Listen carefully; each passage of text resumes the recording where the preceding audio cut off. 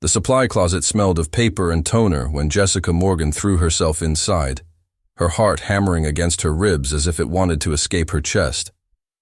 Her hands trembled as she pulled the door, leaving only a sliver of light from the hallway to illuminate the compact darkness. Through the narrow opening, she could see Derek walking through the event hall, that predatory smile she knew so well plastered on his face as his eyes scanned the crowd, looking for her, always looking. "I was waiting." Jessica stifled a scream, spinning around abruptly.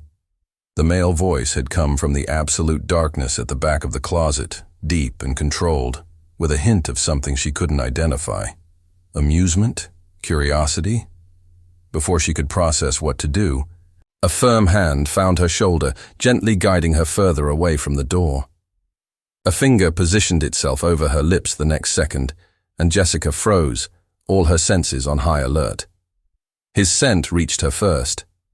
Woody, with notes of cedar and something more subtle, expensive. Then her eyes began to adjust to the dimness, and she distinguished the silhouette of a tall man, broad shoulders filling a suit she knew was impeccably tailored, even without seeing the details. His dark hair was slightly tousled, as if he had run his fingers through it recently. And those eyes. Even in the near-total darkness, she felt the weight of that gaze on her. Sebastian Cole, the CEO of Cole Enterprises, the man whose face graced the covers of the country's most important business magazines, the host of that glittering corporate event happening on the other side of the closet door. And he was there, hiding like a thief at his own party. Jessica had no voice to ask any questions. Her mouth was dry, the proximity to Sebastian turning every coherent thought into fog. For months she had worked on the 12th floor of Cole Enterprises, a financial analyst among hundreds of employees, watching him from afar during the general meetings, feeling that magnetic and disturbing attraction every time he passed by in the hallway. But Sebastian Cole was unattainable. A man who dated heiresses and models, who appeared in social columns with stunning women on each arm. He shouldn't even know she existed. But the way he held her there, how his fingers gently curved against her shoulder, suggested something completely different. "Is he still there?" Sebastian whispered, his lips so close to her ear that Jessica felt the warmth of his breath against her skin. A shiver ran down her entire spine. She forced herself to look through the crack of the door again.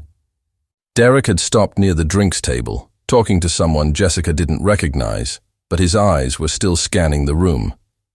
That sick obsession that had made her run 6 months ago, after 3 years of a relationship that had started like a fairy tale and ended in recurring nightmares. "Yes," Jessica managed to whisper back, her voice barely audible. "Derek Morrison." It wasn't a question. Sebastian spoke the name as if reciting a fact, and that sent something cold settling in Jessica's stomach. Ex-boyfriend, works in the marketing division of Morrison & Associates, has had 3 harassment complaints filed in the last 2 years, but his father is the majority partner, so nothing happened. Jessica turned completely to face him, momentarily forgetting the danger on the other side of the door. "How do you know that?" In the dim light, she saw Sebastian's lips curve into something that wasn't exactly a smile. There was an intensity in his eyes that made the small space feel even smaller, heavier. "I pay attention," he said simply, as if that explained everything. "Shouldn't you be out there?" Jessica asked, struggling to maintain some rationality as his scent enveloped her, as the heat of his body radiated through the minimal space separating them. "It's your event." "Should be," Sebastian agreed, but made no move to leave. Instead, he took a step even closer, making the shelves behind Jessica press against her back. She was effectively cornered, but strangely, she didn't feel fear. What she felt was completely different, dangerous, in a whole new way. But corporate events are predictable. Empty conversations, forced smiles, people trying to impress or get something. I've met too many people who only want one thing from me. And what would that be? Access, connections, money. He paused, and Jessica felt his fingers move slightly against her shoulder, a nearly distracted touch that sent waves of heat through her. "But you've never asked me for anything, Jessica Morgan." Hearing her full name on his lips was like an electric shock. "You know my name. I know your name. I know you've been working in the finance department for 8 months.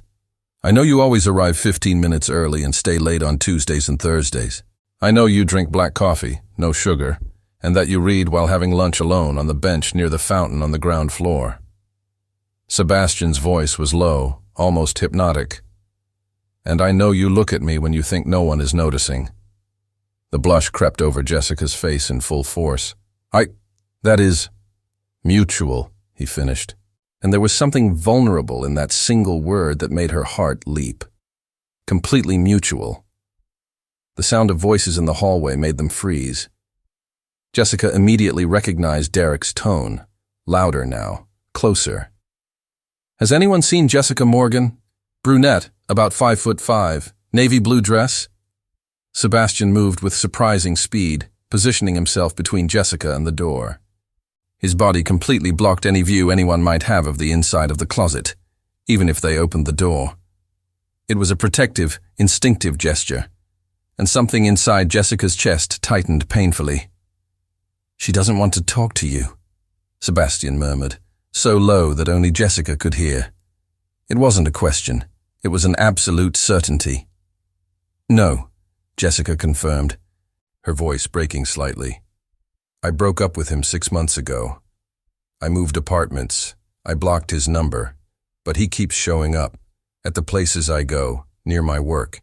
He says he just wants to talk, but you know that look," Sebastian finished, his jaw tightening in a way that Jessica felt more than saw.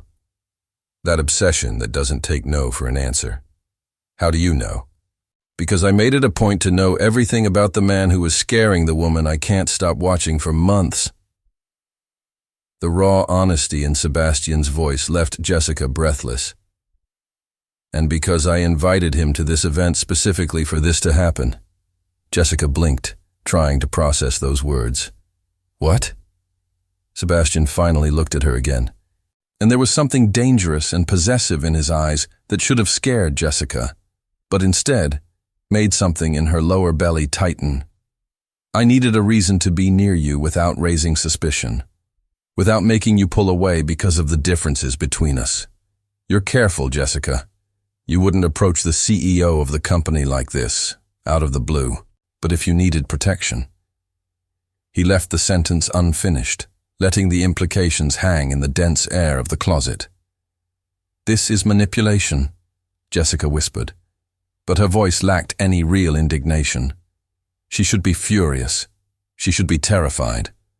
But all she could feel was that magnetic attraction, that recognition that Sebastian had thought of her as much as she had thought of him. "It is," Sebastian admitted, without remorse. "And I would do it again.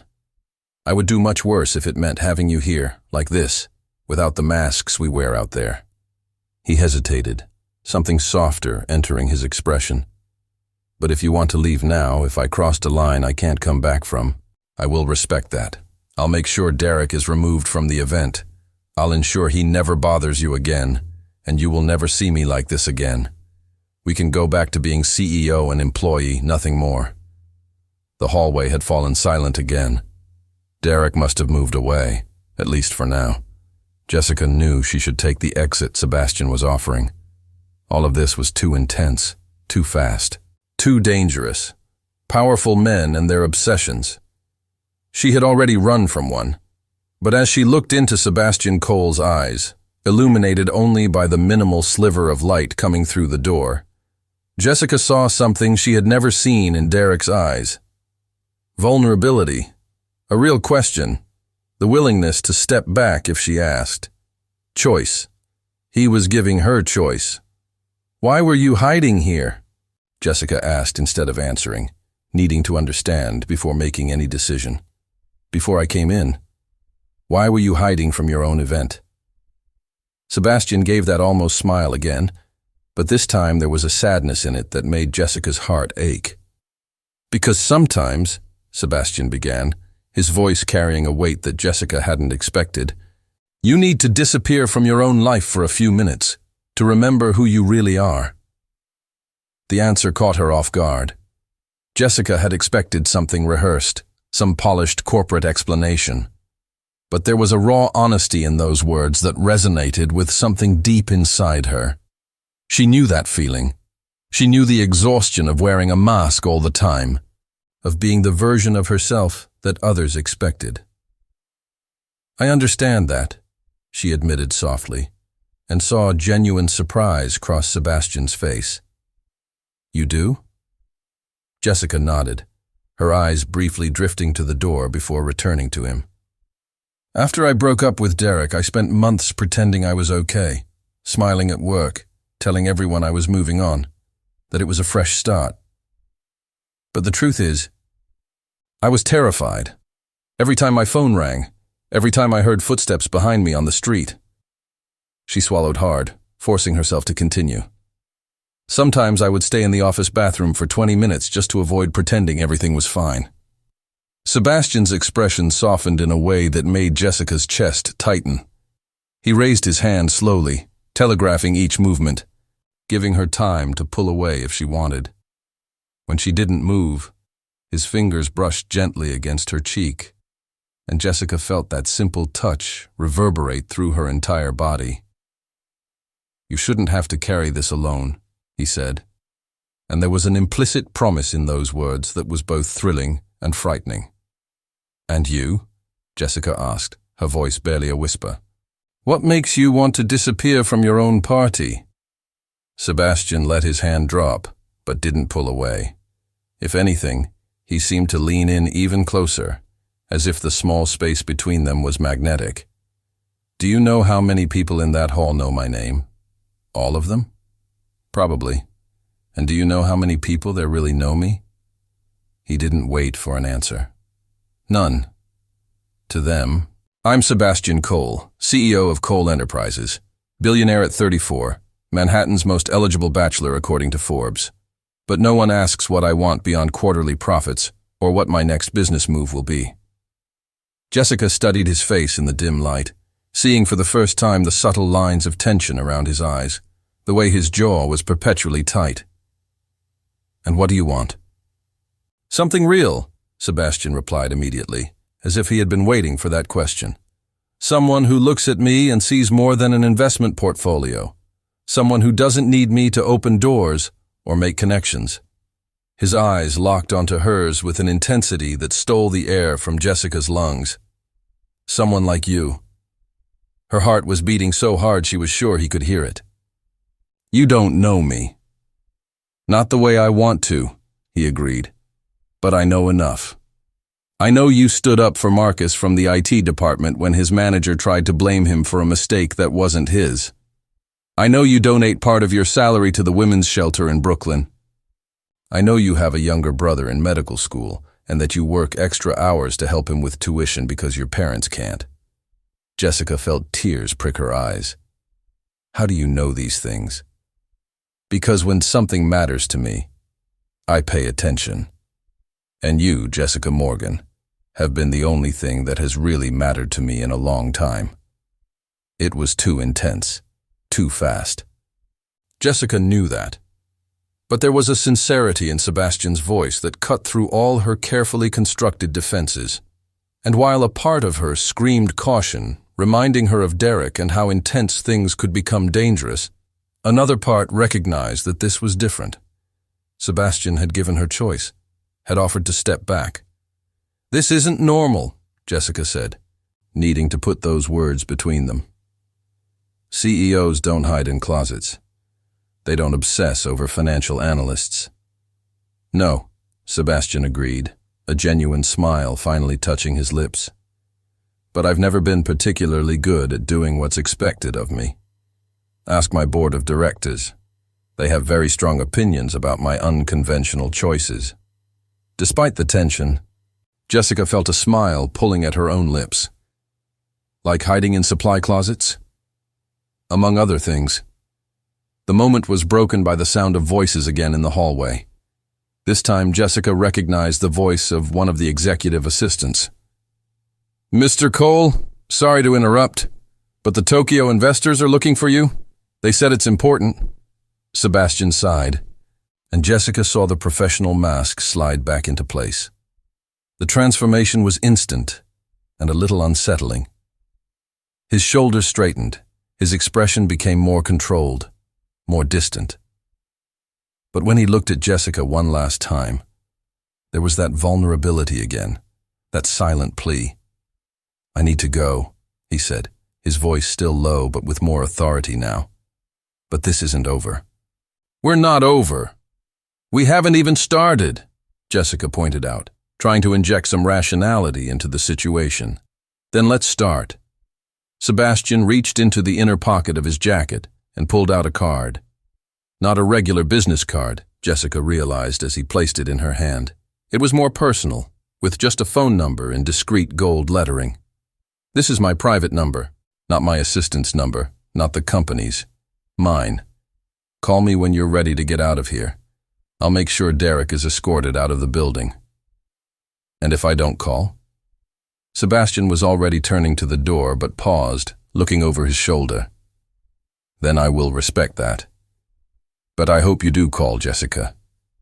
Because for the first time in years, I want something that can't be bought or negotiated, and that scares me as much as it apparently scares you."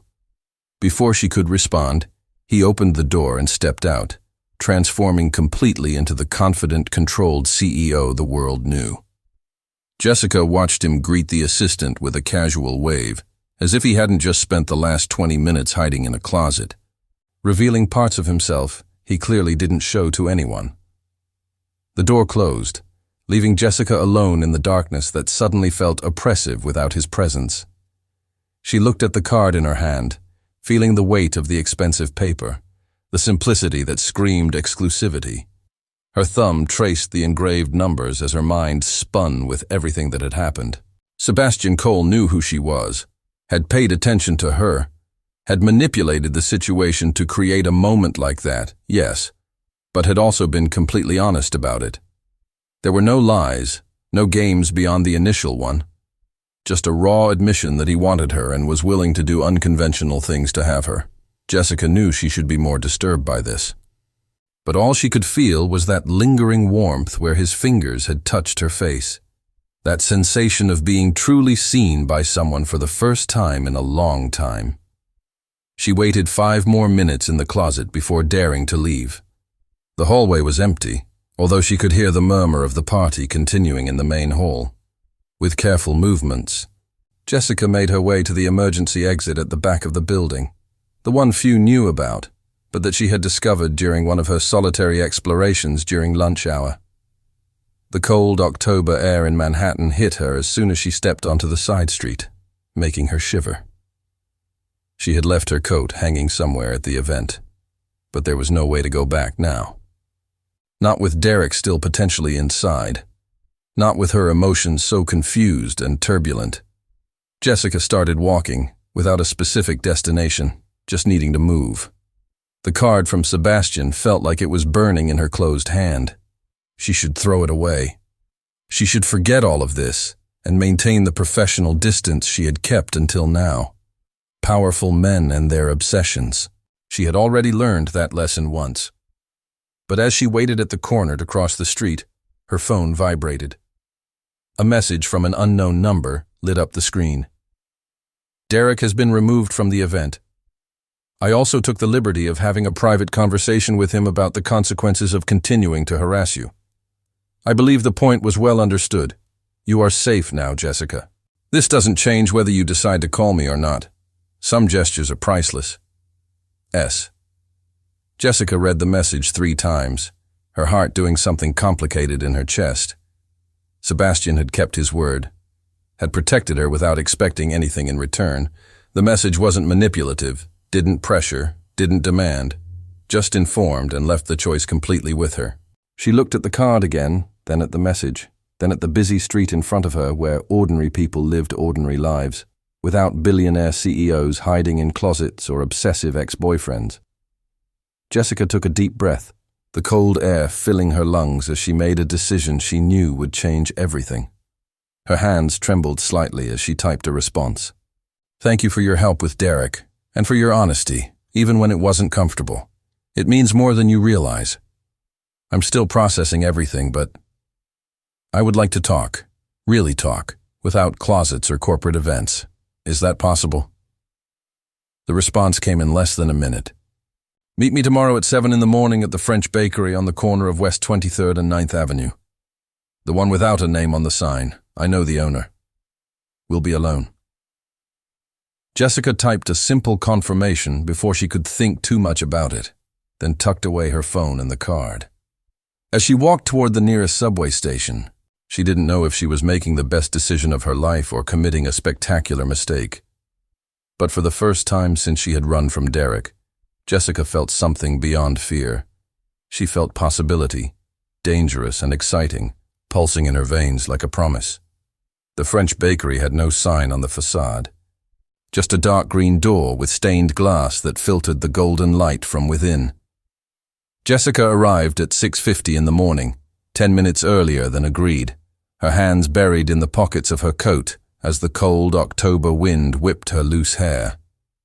She had spent the entire night awake, replaying every word, every moment of that impossible encounter in the closet, oscillating between excitement and paralyzing fear. 3 times she had picked up the phone to cancel. 3 times she had put it back on the bedside table, that card with golden numbers hovering in her peripheral vision like a promise or a threat.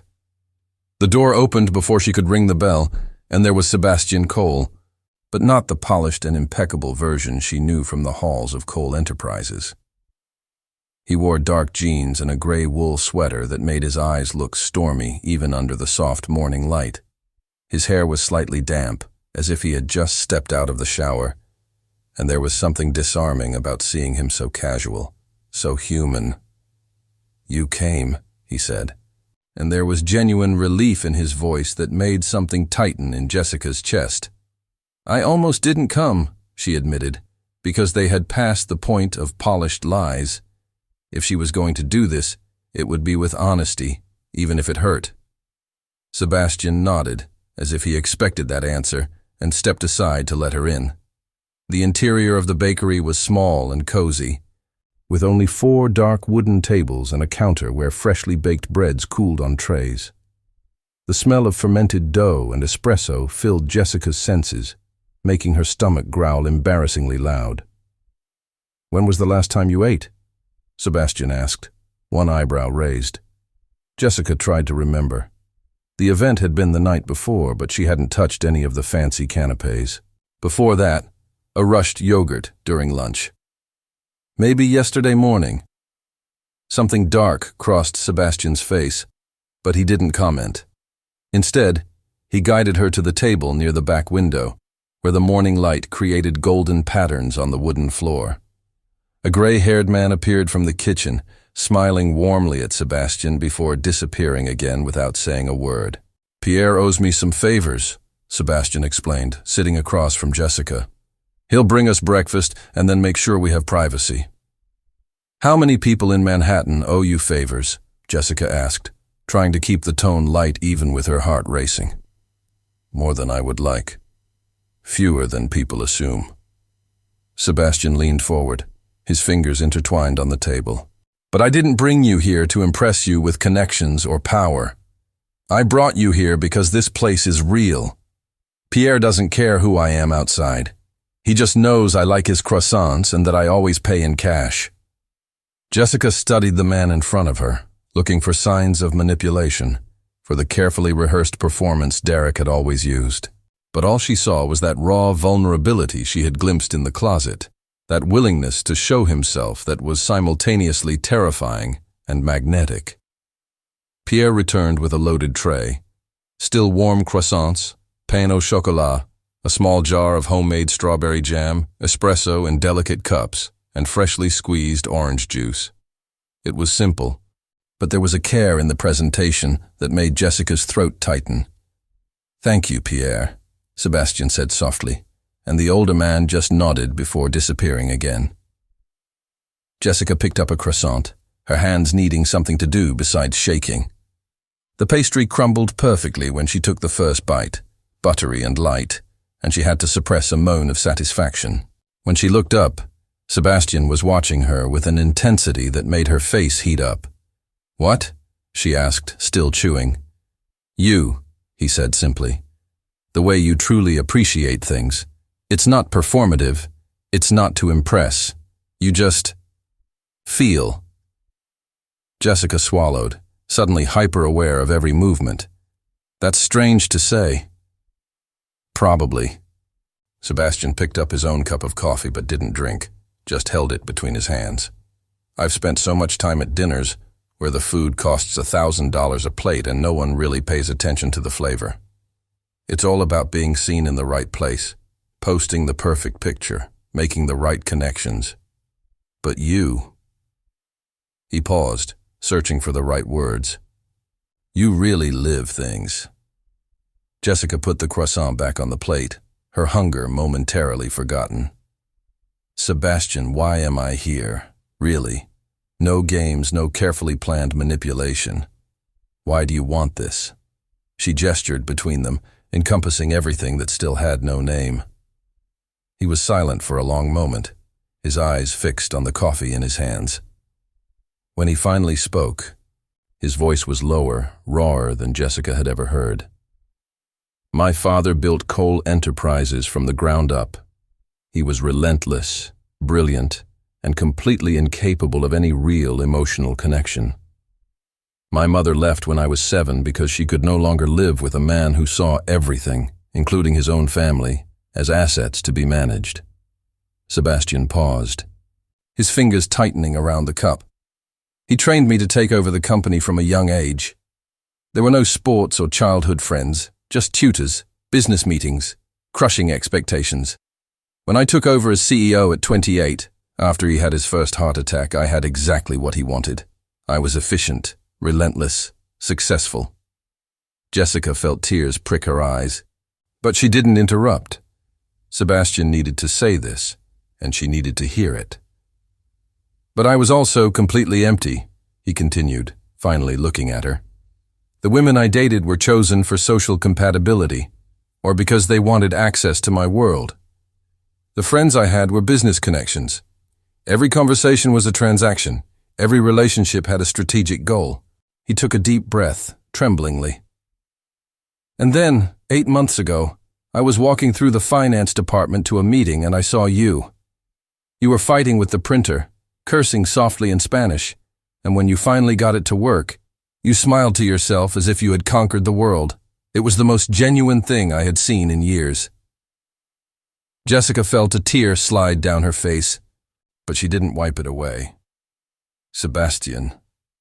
"I started paying attention," he admitted, complete vulnerability in every word. "At first I thought it was just curiosity, but then I saw you standing up for Marcus. I saw you working late, not because you had to impress someone, but because you really cared about doing the job well. I saw you donating food to the homeless man on the corner every Friday. I saw you reading philosophy during lunch as if those ideas really mattered." He gave a sad smile. "And I realized I was obsessed. Not in the sick way Derek is, but obsessed with getting to know the person you are when no one is looking. Obsessed with the idea that maybe, just maybe, you could see me the same way. As a real person, not as CEO Sebastian Cole." Jessica wiped her face with the back of her hand, her breathing uneven. "You scare me," she confessed. Sebastian visibly recoiled, pain crossing his features. "I know, and if you want to leave now..."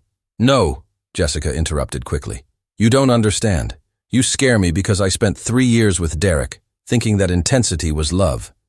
He said he couldn't live without me, that I was everything to him, and I believed it until that adoration turned into control, into violence when I didn't meet his expectations." She forced herself to continue, needing Sebastian to understand. "So, I ran, and I spent 6 months building walls, promising myself I would never let someone consume me like that again. And then you show up, with this intensity that should make me run, but instead..." Her voice faltered.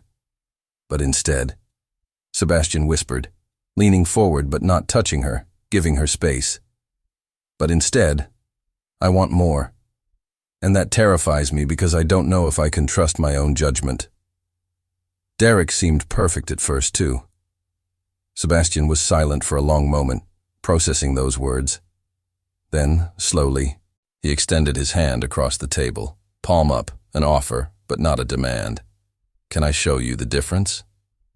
Jessica looked at that outstretched hand, her heart pounding unevenly. "How?" "Let me tell you about every time I almost spoke to you and didn't. About all the times I held back because I didn't want to scare you, didn't want to misuse my position of power. Let me show you all the ways this is different, even if it's equally intense." His eyes met hers, honest and vulnerable. "And if at any point you feel I've crossed a line, that this is becoming something that makes you feel controlled or scared, you tell me, and I stop. Not like Derek stopped for a day and came back worse. I stop for real, and you never have to see me again beyond what is professionally necessary." Jessica studied that face, those eyes that held so much weight and so much hope. Slowly, tremulously, she placed her hand in his. The warmth of his touch spread up her arm, calming something restless in her chest. "Tell me," she said softly, "about all the times you almost spoke to me." The smile that lit up Sebastian's face was devastating in its genuine beauty. Sebastian began slowly, his fingers still intertwined with Jessica's over the dark wooden table. The morning light continued to intensify through the window, painting half of his face in golden tones, while the other half remained in soft shadows. "The first time was 7 months ago," he began, his voice carrying a weight of memory. "You were in the 12th floor conference room, presenting a risk analysis for the merger project with Westfield. I wasn't scheduled to be in that meeting, but I made up an excuse to show up." Jessica remembered that day with surprising clarity. She had been terrified, presenting to 15 senior executives, her hands shaking so much that she kept them firmly gripping the remote for the projector. "I was terrified that day. I know, I could see it. But you didn't let fear stop you. You had solid data, well-constructed arguments, and when Richard from the legal division tried to dismiss your concerns, you held your ground." Sebastian gently squeezed her hand. "I was sitting at the back of the room, planning to speak to you afterward. Just something casual, a compliment on the presentation, maybe ask how you were adjusting to the company. But when the meeting ended, you left so quickly that you disappeared before I could reach you." "I went straight to the bathroom," Jessica admitted, feeling her face heat up.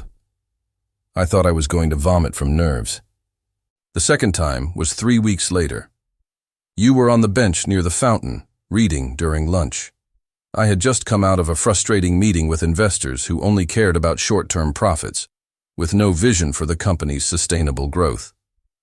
Sebastian paused, his eyes distant with the memory. "I saw you there, completely absorbed in the book, and something in your face. The way you furrowed your brow while reading made me stop. I almost sat down next to you. I took 2 steps in your direction." "What stopped you?" Jessica asked, genuinely curious now, the defensive walls beginning to lower gradually. "A phone call, and when I finished, you had already gone. But I saw the book you were reading. You left it on the table for a moment when you went to get something to drink." He smiled slightly. Camus, The Stranger. Not exactly light reading for lunch. Jessica felt something warm spread in her chest, that he had noticed, that he had cared enough to remember. "I was trying to understand something." "What?" "How to rebuild a sense of purpose after completely losing who you thought you were." The words came out more honestly than she intended, but there was something in the intimacy of that empty bakery, in the way Sebastian looked at her without judgment, that made it impossible to keep the masks in place. Sebastian was silent for a moment, processing that confession. "Did you find the answer?" "I'm still looking," Jessica admitted. "Derek made me believe I was weak, that I needed him to be whole. When I finally managed to leave, I didn't know who I was without that definition. So I've been working to figure it out, one day at a time." "You are not weak," Sebastian said, with such absolute conviction that Jessica felt tears threaten again. Strength is not never breaking. It's breaking and choosing to rebuild, even when every part of you just wants to give up. Jessica needed a moment to breathe, to let those words settle somewhere deep inside her. Tell me about the third time. Sebastian ran his thumb gently over the knuckles of her fingers, a distracted gesture that sent shivers up her arm. The third time was when I really realized this was more than passing curiosity. It was 5 months ago, a Tuesday night. It was almost 9 o'clock and I was leaving the office when I saw lights still on in the finance department. Most people had already gone home, but you were there, focused on the computer screen. Jessica remembered that time. She had been working on a complex investment restructuring project, something her supervisor had thrown on her desk with an impossible deadline. The Anderson project. Yes, I stood at the door for 5 minutes just watching you work. Not in an invasive way, he hurried to add, reading the momentary tension on her face, but admiring the way you concentrated completely, how you solved problems. At one point, you got frustrated, ran your hands through your hair, and I saw that fierce determination in your eyes. You weren't going to give up. I needed to prove I could do it, Jessica said softly, that I wasn't just a mediocre hire. You had already proven that to anyone with eyes to see. But that night, I almost walked in. I almost offered to help, to bring coffee, anything just to be near you, to talk. Sebastian shook his head, a self-aware smile touching his lips. But then I thought about how it would look, the CEO showing up late at night while an employee was alone in the office. The implications of power, how it could make you feel pressured or uncomfortable. So you left. I left. But not before sending an email to your supervisor the next day, saying that the project deadline needed to be extended and that additional resources should be allocated. You shouldn't have to work late alone on something of that magnitude. Jessica blinked, processing that information. She remembered the confusion when her supervisor had suddenly given her 2 extra weeks and assigned 2 analysts to help her. He had said it was a re-evaluation of the project's scope, but now she understood. You did that. I wasn't going to let you be overwhelmed because your supervisor didn't know how to manage properly. But I also couldn't make it look like favoritism, so it was framed as a departmental decision. Jessica felt conflicting emotions swirl inside her. Gratitude for the protection, discomfort for the intervention without her knowledge, admiration for the consideration in not making it about her specifically. You manipulated the situation. Yes, Sebastian admitted without hesitation. And I would do it again, but I understand why that bothers you. The control, the lack of choice. Derek probably justified his actions the same way, saying he was protecting you. He said he knew what was best for me, that I should trust him and stop questioning. Jessica felt the old fear trying to crawl back, but she pushed it down. But you are telling me openly what you did. You are not hiding or justifying. Transparency is the difference between protection and control, Sebastian said, his eyes fixed on hers. I may want to keep you safe, but I can't and won't take your choices away from you. If you tell me that my actions crossed a line, I will listen. I won't get defensive or make you feel like you're being irrational. Jessica studied the man in front of her, looking for cracks in the facade, for signs of the monster Derek had revealed himself to be. But all she saw was raw honesty, a vulnerability that Sebastian clearly didn't show easily. Tell me about the other times, Sebastian continued, detailing moments that Jessica had no idea had been witnessed. The time he saw her standing up for an intern who was being treated unfairly, and how he had discreetly ensured that the manager responsible underwent mandatory training on workplace environment. The morning he saw her donating her coat to the homeless man near the building during a cold snap, and how he had later established a corporate donation program for local shelters. The afternoon he saw her crying quietly in the parking lot after a difficult call with her brother about medical school finances, and how he had created an internal scholarship program for employees with family members in higher education. Everything I saw in you, Sebastian said, his voice hoarse with emotion, made me want to be better. Not to impress you, but because you reminded me that business doesn't have to be just about profits. That power can be used to truly help people, not just accumulate more power. Jessica felt tears flowing freely now, but she didn't wipe them away. Why did you never speak to me? In all those months, why wait? Fear, Sebastian admitted simply. Fear that the moment you knew who I was beyond the distant CEO, you would see all the ways I am inadequate. Fear that even if you felt something too, the power difference between us would make it impossible to know if it was real or just you feeling pressured. And last night? Why risk everything last night? Sebastian took a deep breath, his fingers tightening around hers as if she were a lifeline. Because I saw Derek following you 2 weeks ago. I saw how tense you became when you noticed him, how you changed your path to avoid him. And I realized that my inaction, my fear of approaching you, was leaving you vulnerable to someone who had already hurt you. His jaw tightened. I couldn't stay on the sidelines anymore, not when you needed someone. So I created a situation where I could be there without making it seem like I was forcing anything. But I also knew that meant revealing everything, risking you seeing me as just another powerful man trying to control you. Jessica closed her eyes, letting that brutal honesty settle. When she opened them again, Sebastian was watching her with a mix of hope and terror that she recognized because she felt the same way. I don't know if I can do this, she whispered. I want to, more than I should want to, but I don't know if I'm strong enough yet. Then let it be slow, Sebastian said, his voice gentle but firm. Let it be as slow as you need. No pressure, no expectations beyond honesty. You set the pace, you establish the boundaries, and if at any point it becomes too much, you stop. No questions, no manipulation to make you stay. Jessica looked at their hands still intertwined on the table, at how that simple touch seemed to anchor something restless inside her. She thought of all the moments Sebastian had described, all the times he had held back when he could have used his power in ways that would have left her with no choices. She thought of the difference between Derek's suffocating obsession and Sebastian's careful attention. One thing at a time, she finally said, lifting her eyes to meet his. You tell me more about who you really are, and I'll do the same. We figure out if this is real or just intensity confused with connection. But no secrets, Sebastian. If you do something that affects me, you tell me. I need complete transparency, or I can't do this.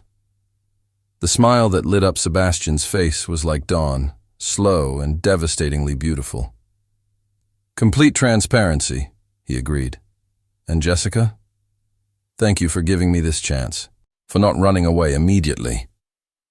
I can still run, she warned, but there was a tiny smile tugging at her lips. I know, and I will respect that if you do. Sebastian finally released her hand, but only to push the plate of croissants toward her. Now please eat. Because one of the things I've learned watching you is that you forget to take care of yourself when you're processing difficult emotions. Jessica picked up another croissant, biting into it while holding Sebastian's gaze. And for the first time in months, she felt something other than fear when she thought about letting someone get close. She felt possibility, dangerous and terrifying, but also incredibly real. The following days unfolded in a careful dance between Jessica and Sebastian, each moment measured, each word heavy with the awareness of how much was at stake.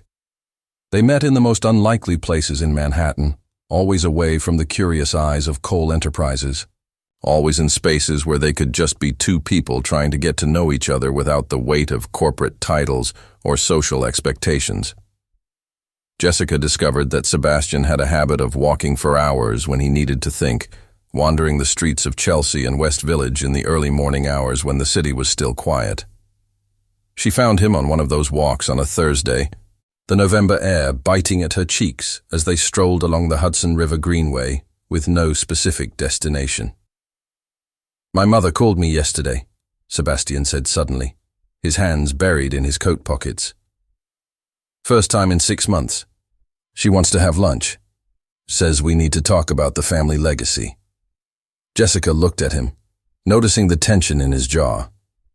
In the past few days, he had shared fragments of his childhood, pieces of a larger picture she was slowly piecing together. The mother who had left, the father who saw love as weakness, the boy who grew up believing emotions were inconveniences to be managed. Are you going? I don't know. Part of me wants to believe she has changed, that she finally wants to have a real relationship. But most of me knows the pattern. She shows up when she needs something, usually money or connections, pretends to care for a few weeks, and then disappears again. Sebastian stopped, looking at the river where the first rays of sunlight made the water shimmer. It's funny how you can know the script by heart and still hope that this time will be different. Jessica understood that feeling better than she would like to admit. During her first year with Derek, every time he lost control and then apologized with tears in his eyes, she had believed it would be the last time, until she could no longer pretend that the pattern would change. Hope is not weakness, she said softly. But protecting your heart isn't either. Sebastian turned to face her, and there was a raw gratitude in his eyes that made Jessica's chest tighten. How do you always know the right thing to say? I don't know. Most of the time I'm just trying not to have a breakdown. She offered a small, honest smile.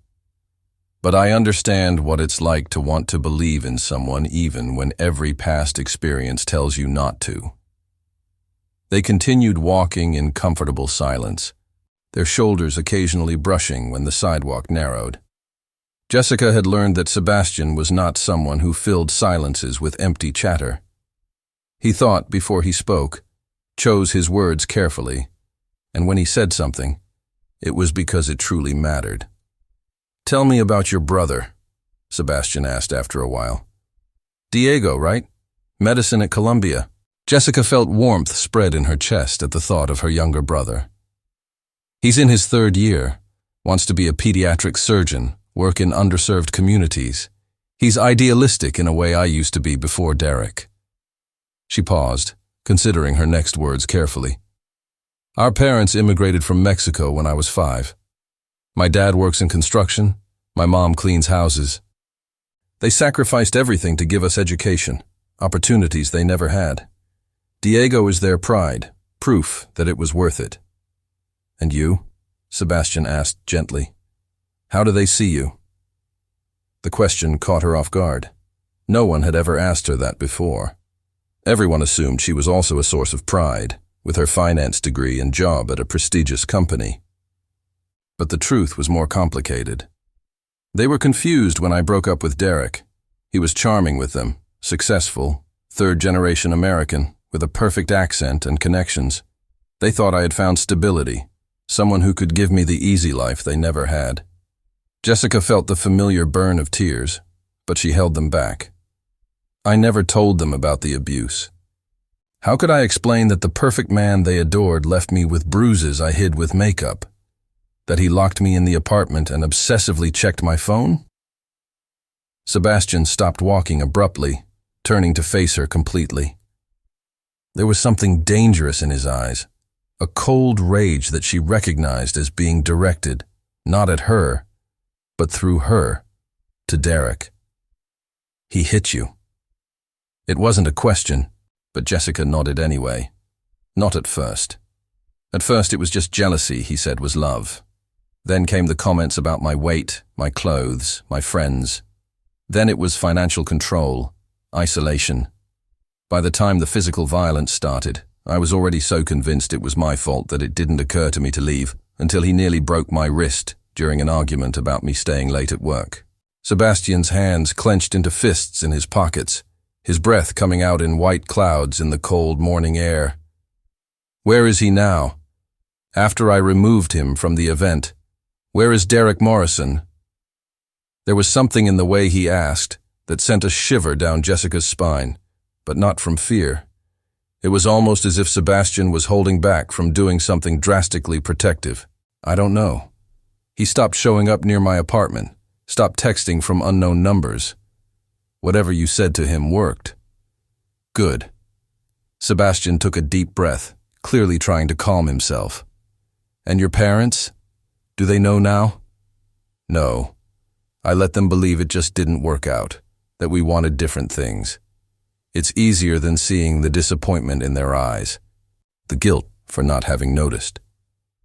Jessica rubbed her arms, feeling the cold seep through her coat. Diego suspects. He's asked me questions a few times, noticed that I avoided talking about the relationship, but I changed the subject every time he pressed. Sebastian was silent for a long moment, his eyes searching hers as if he were making an important decision. When he finally spoke, his voice was lower, more vulnerable. I understand keeping secrets to protect the people you love. My father had his last heart attack 3 years ago. The doctors said it was stress, decades of working 16-hour days, treating every interaction like a battle to be won. He made me promise in the hospital that I wouldn't tell anyone how bad it really was, that I wouldn't show weakness to shareholders or competitors. Sebastian paused, pain crossing his features. So I smiled in board meetings while my father was dying 3 floors up in the private hospital. I assured investors while signing do not resuscitate documents. And when he finally died, I waited 24 hours before announcing it publicly because we had an important merger being finalized and he didn't want his death to disrupt business. Jessica felt tears burning her eyes at the pain in Sebastian's voice. Without thinking, she reached for his hand, intertwining her fingers with his. Sebastian, that's completely toxic, he finished, squeezing her hand as if she were the only thing keeping him anchored. I know, but it was all I knew. Love in my family always came with conditions, with expectations. My mother left us because she couldn't be the kind of wife my father needed. My father loved me only when I met his impossible standards. So I learned to compartmentalize, to separate emotion from action, to never let anyone see when I was bleeding inside. They had stopped near a bench overlooking the river, and Jessica gently pulled Sebastian to sit. The wind had picked up, making the bare trees around them sway, but neither of them moved to leave. There was something cathartic about sharing those brutal truths, about letting another person see the scars they usually kept hidden. When I first saw you, Sebastian continued, his voice barely audible above the wind, I saw someone who still felt things deeply despite having every reason to shut down. You were hurt, betrayed, but you still gave your coat to strangers, still defended people who couldn't defend themselves. And I realized I had spent so long building armor that I had forgotten what it was like to just feel without calculating the cost. Jessica turned to face him fully, their hands still intertwined between them. You're not as closed off as you think. You may have learned to hide, but I see you, Sebastian. I see how tense you get when someone mentions your father. I see how you look at people on the streets as if you really see them, not just as scenery. I see how you are here now, sharing things that clearly hurt to talk about. Because it's you, Sebastian said simply, his eyes locked on hers with an intensity that stole the air from her lungs. Because for the first time in my life, I want someone to see me completely, not the CEO, not the billionaire, not the carefully constructed facade, just the man who is completely terrified of ruining this because it means so much.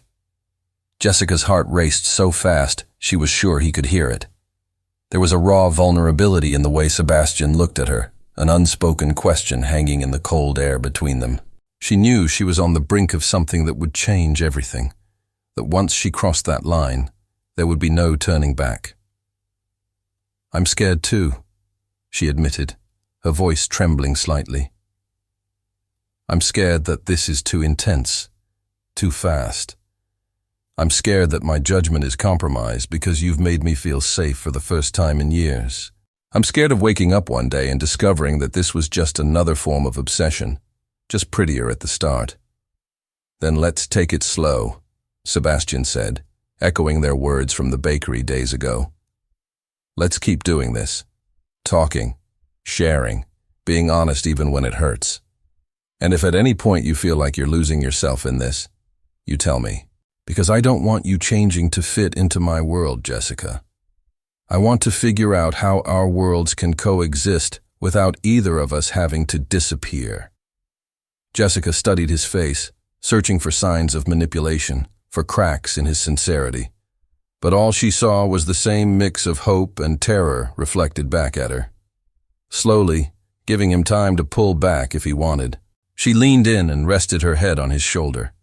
She felt Sebastian freeze for a moment before relaxing, his arm coming around her protectively, but not restrictively. They stayed like that as the sun rose higher over the river, two people carrying wounds that had yet to fully heal, trying to figure out if they could heal together without reopening old pains. And for the first time since she had fled from Derek, Jessica felt something other than fear when she thought about the future. She felt possibility, dangerous and uncertain, but undeniably real. Monday arrived with an unexpected snowstorm that transformed Manhattan into a white, silent chaos. Jessica was at her desk on the 12th floor of Cole Enterprises, watching the flakes dance against the window when her phone buzzed with a message from Sebastian. Emergency meeting on the 22nd floor in 15 minutes. Wear something that inspires confidence. Today is going to be tough. Jessica frowned, her stomach tightening with worry. In the past 10 days, since that vulnerable morning by the river, they had found a delicate rhythm. Long conversations during morning walks, honest messages about their days, stolen moments in hidden cafes where no one knew them. But at work, they maintained a careful professional distance. Sebastian had never asked her to attend a meeting on the 22nd floor before. That was the domain of senior executives, where decisions that shaped the company's future were made. She grabbed her tablet and the folder with her latest analyses, quickly checked her appearance in the window's reflection, and headed to the elevators. Her heart raced irregularly, not just from the unexpected meeting, but from the possibility of seeing Sebastian in his element. That version of him she was still learning to recognize alongside the vulnerable man who shared his fears during dawn walks. The 22nd floor was markedly different from the 12th. Thick carpet-muffled sounds, modern artwork adorned the walls in neutral tones, and there was a quietness that spoke of power and money. Sebastian's executive assistant, a woman in her 50s named Margaret, whom Jessica had seen a few times but never formally met, waved her over. "Miss Morgan, Mr. Cole is waiting in the main conference room. Please follow me." Jessica followed Margaret down a corridor that seemed to stretch endlessly, passing offices where she could see executives on serious phone calls, whiteboards covered in complex strategies, the silent but relentless machinery of a billion-dollar company at work. When Margaret opened the door to the conference room, Jessica was hit by the palpable tension in the air. Sebastian was standing at the head of a long mahogany table, his dark gray suit impeccable, hair perfectly styled, all the vulnerability she had seen recently hidden behind a mask of professional control. Around the table were 7 men and 2 women, all older, all wearing that expression of superiority that comes from decades navigating corporate power rooms.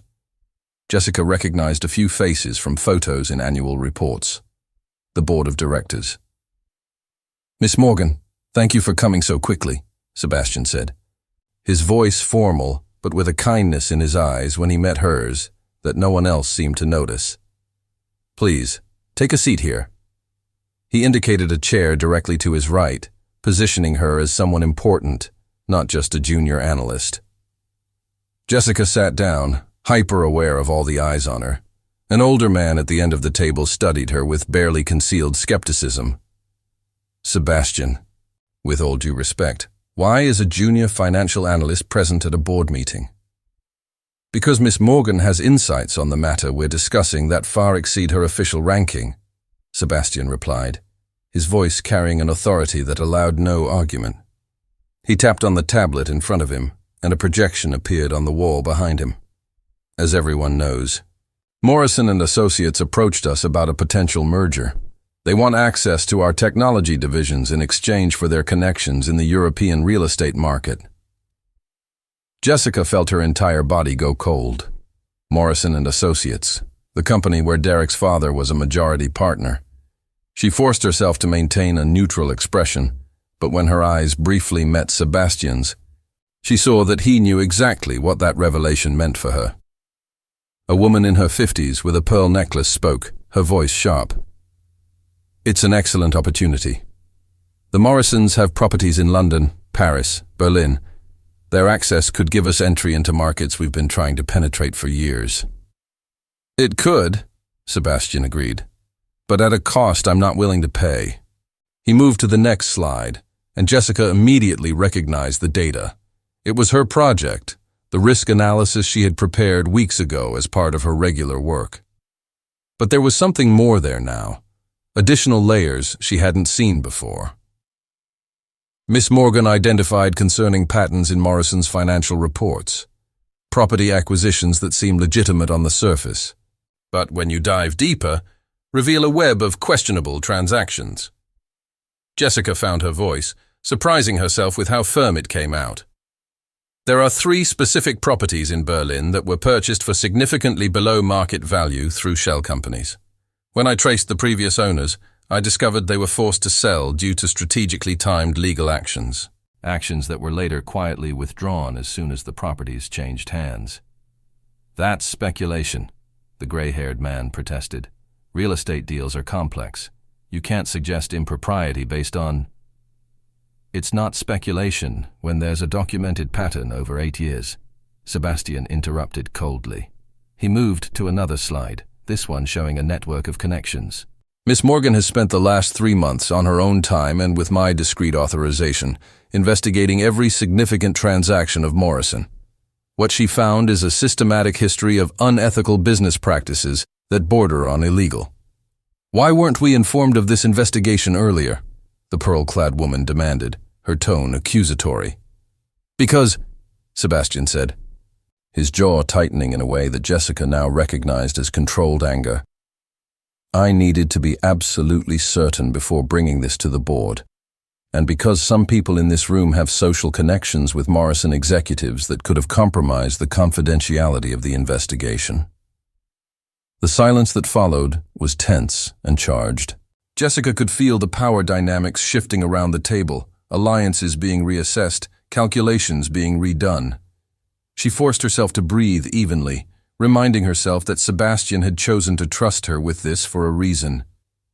"Even if we accept your concerns," another board member began, a younger man with thin-framed glasses, "Morrison still offers access to markets we need. Perhaps we can structure the merger in a way that we aren't directly involved in their questionable operations." "And tarnish the reputation of Cole Enterprises by association?" Sebastian asked, his voice dangerously low. "How many generations has my family built this company on integrity? My grandfather started with a single restaurant and a commitment to treat people fairly. My father, for all his flaws, never compromised this company's ethical standards. I will not be the CEO who threw that away for convenience or short-term profits. Your father also didn't let lucrative opportunities slip away for moral sensitivities," the gray-haired man countered. "With all due respect to your grandfather and his sentimental stories, this is a modern company in a competitive market. Sometimes you have to make tough choices." Jessica saw something dangerous pass over Sebastian's face, a flash of the anger he kept carefully controlled. She recognized that tension in his jaw. She had learned to recognize when he was on the verge of saying something he couldn't take back.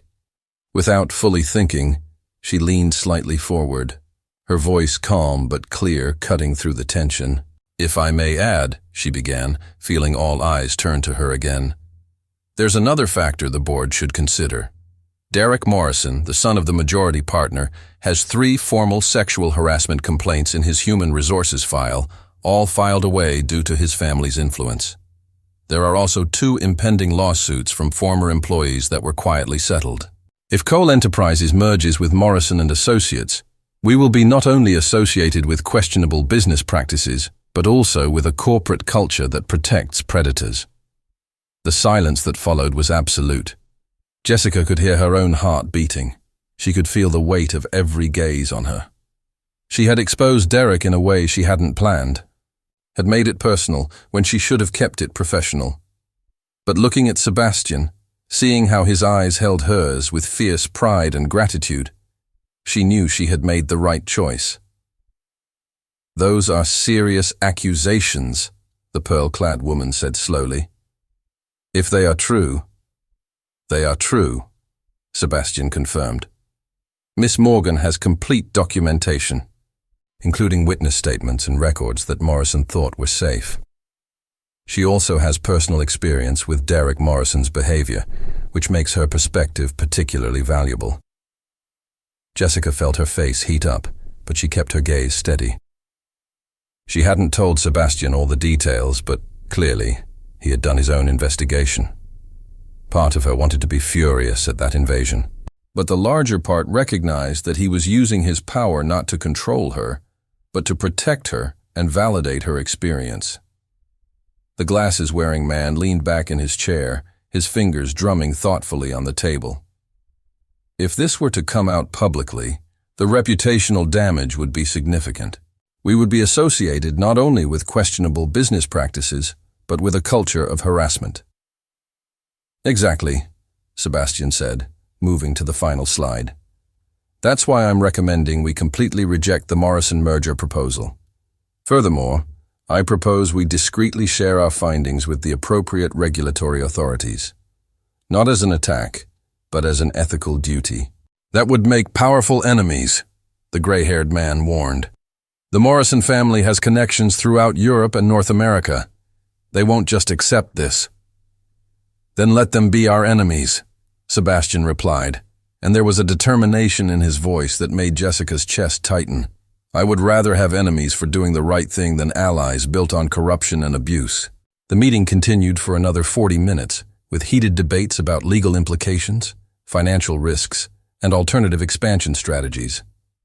Jessica contributed when appropriate, presenting data that supported Sebastian's position, answering technical questions about her findings. And through it all, she was hyper-aware of Sebastian's presence beside her, how he naturally included her in discussions, validating her contributions without treating her as fragile or needing special protection. When the board finally voted, 5-4 in favor of rejecting the Morrison merger, Jessica felt something heavy lift from her chest. Sebastian formally thanked everyone for their time, but as the room began to empty, the gray-haired man paused at the door. "Sebastian, I hope you know what you're doing. This won't just go away. The Morrison family will retaliate somehow." "Let them try," Sebastian said calmly. "Cole Enterprises was built on integrity. If we can't defend that, we don't deserve the name." When they were finally alone in the empty conference room, Jessica stood up on shaky legs, the adrenaline from the last hour finally dissipating. Sebastian turned to her, and for the first time since she had entered that room, the professional mask slipped completely. "I should have warned you sooner," he said, stepping closer, but not touching her, always giving space. "But the Morrison proposal came in last night, and the board wanted an immediate decision. I wasn't going to let them push this through without having all the facts, and you had the most important facts." Jessica shook her head, still processing everything. "You put me in that position knowing Derek was part of it, knowing I would have to speak about him in front of powerful strangers." "Yes," Sebastian admitted without hesitation. "And if that made you feel exposed or manipulated, I'm sorry. But I also believed you were strong enough to do it, and that you deserved to be in the room where decisions about your abuser were being made. You deserved to have a voice, not to be protected as if you were too fragile to handle it." Jessica looked at him for a long moment, seeing the raw honesty in his eyes, the way he was waiting for her reaction without defending or justifying beyond that initial admission, and suddenly she understood. Sebastian hadn't done it to control her or protect her as if she were breakable. He had done it because he believed she was strong enough to face Derek, even indirectly, and come out victorious. "Thank you," she said softly, and she saw genuine surprise cross Sebastian's face. "For giving me this chance, for not treating me like a victim who needs to be hidden." The smile that lit up Sebastian's face was devastating in its beauty. You were never a victim, Jessica. You are a survivor. And today you were so much more than that. You were a warrior. The snow had stopped falling when Jessica and Sebastian left the Cole Enterprises building that afternoon, but Manhattan remained covered in a white blanket that muffled the usual sounds of the city. Jessica had expected to return to her desk, processing the events of the meeting in private, but Sebastian had gently suggested they walk to let the weight of those hours escape before it solidified into something heavier. They walked in silence for several blocks, their steps leaving marks in the fresh snow, until Sebastian stopped in front of a small bookstore that Jessica had never noticed before. The weathered sign read, "Forgotten Pages," in faded cursive letters, and through the fogged window she could see shelves crammed to the ceiling. "This was my grandfather's favorite place," Sebastian said softly, pushing open the door that made an old bell jingle. "He used to bring me here when I was a kid, before he died. He said books were the only thing that couldn't be bought with dirty money because their value was in what they did to your soul." The interior of the bookstore smelled of old paper and spiced tea. An elderly woman with white hair looked up from the table where she was cataloging books, her face lighting up at the sight of Sebastian. "Sebastian Cole, it's been ages. I thought you had forgotten me." "Never, Mrs. Chen," Sebastian said with a genuine smile that Jessica rarely saw. "I've just been busy with things my grandfather would probably disapprove of." Mrs. Chen laughed, a sound like wind chimes. "Your grandfather always said you had a lot of your father in you, but that your heart was good. He would be proud of the man you've become." Her eyes turned to Jessica, studying her with a perception that made Jessica feel seen in a disconcerting way. "And who is this young lady?" "This is Jessica Morgan," Sebastian said, and there was something in his voice, a quiet reverence, that made Jessica's heart leap. "She's helping me remember what my grandfather tried to teach me." "Mrs. Chen nodded, as if that explained everything, then gestured to the shelves around them. "Feel free. I'll make some tea." Jessica followed Sebastian deeper into the store, watching him navigate the shelves with the familiarity of someone who had spent countless hours there. He paused occasionally to touch a spine, to pull a volume and read a few lines before gently returning it to its place. There was a peace in him that she hadn't seen before, a version of Sebastian that existed before the crushing expectations, before the masks of power. "What are you looking for?" Jessica asked when he paused in front of a poetry section. "I'm not sure yet. My grandfather used to say that you never choose a book. The book chooses you." Sebastian pulled a thin volume with a faded blue cover, flipping through the pages. "He used to read poetry to me before bed. My father hated it, said it was making me weak, that businessmen didn't waste time on sentimental things. But my grandfather insisted. He said a man who couldn't appreciate beauty was just a machine making money." Jessica watched Sebastian's profile as he read, seeing how his features softened, how years seemed to fall from his shoulders. "You miss him. Every day. Especially in moments like today, when I have to make choices that I know will have consequences. I wish I could ask him what he would do." Sebastian closed the book, holding it against his chest. "But I think I already know. He always said that doing the right thing was rarely easy, but that you could sleep at night knowing you didn't sell your soul for convenience." Mrs. Chen returned with a tray carrying 3 steaming cups of tea and a plate of homemade cookies.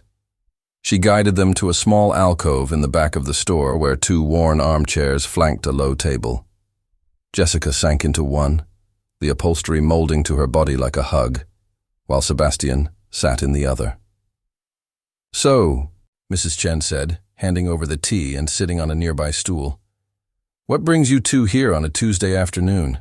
Sebastian, you look like your grandfather used to look when he had something heavy on his heart."